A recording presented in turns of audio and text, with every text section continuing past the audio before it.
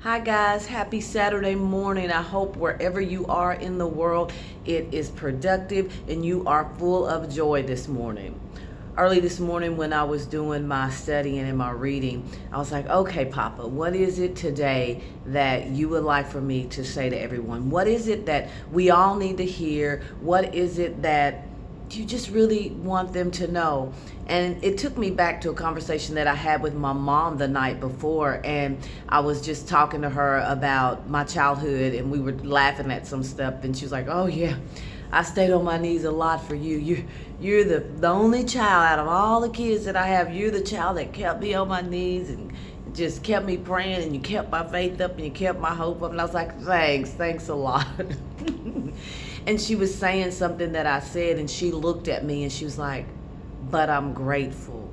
I am thankful for every moment that I had to pray. She said, you kept my lines of communication with Papa open because I had to constantly pray and constantly believe and constantly hope. And I was like, well, thanks. I'm glad I can oblige.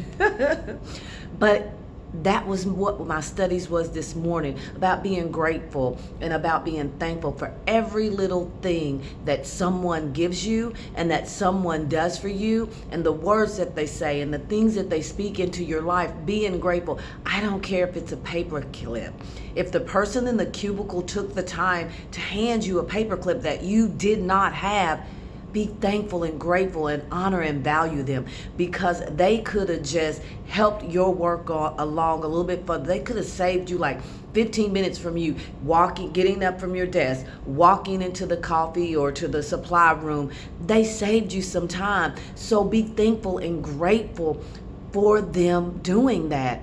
Whatever anybody does in your life, whether you think it's small or large, but I'm telling you today, I want you to stop thinking as everything is small.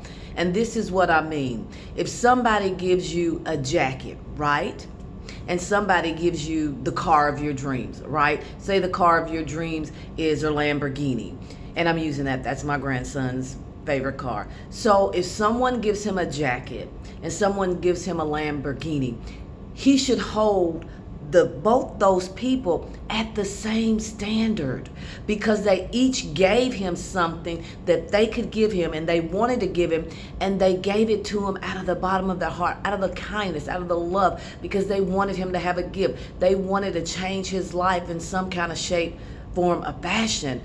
But they still hold the same place. He should not value one friendship over the other at all. He should not value one gift over the other at all. He should think each of them equally. So when we moving along in our day, and when we're thinking about being grateful and honoring the people in our lives, don't look at what they're giving you and what you think in your head it should be and it should be worth, because our thoughts and our ways of thinking they should be may not be that way. You don't know what that person went through to even give you that. Even if it's a toothpick, do you know what went into them giving you that toothpick? No. In one of my businesses, I do concierging, and part of that concierging, we do business and home inventory for individuals. And why do we do that? Because it is important, especially for your home, for estate planning, for insurance purpose. And I mean, when we do inventory, we inventory everything, right down to the pencils that you have, how many paper towels you have, how many pairs of shoes, all that stuff, because it's needed in estate planning and sometimes in insurance and other things that you will need it for. And so when we do that, and most of my clients know that I'm a woman of faith, and so we get the list all done, and there's a lot of stuff until I won't get into that now, but we get the list done, and I was like, well, let's give this list back to Papa, right? And let's thank him for everything on this list and protect and guard everything on this list. And I do the same thing for businesses, and businesses need those inventories for different reasons as well, but they also use it for their estate planning. They need to know that stuff, and they need to know that, especially if they're doing mergers and acquisition and selling businesses and different stuff like that.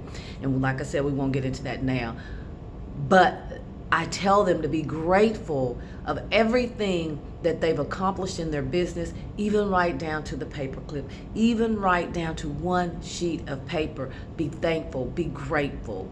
And so moving forward in the rest of your weekend, I want you to look at everything in your life, and every person in your life, no matter how they made you feel or what they said or did. I want you to look at them as a blessing, and I want you to be grateful for whatever they brought to the table to you. You will never be able to tell your story without adding them in. Even if the outcome wasn't good, whatever happened, you still will not be able to tell your story. Hey, how did you get there? A, B, C, and D.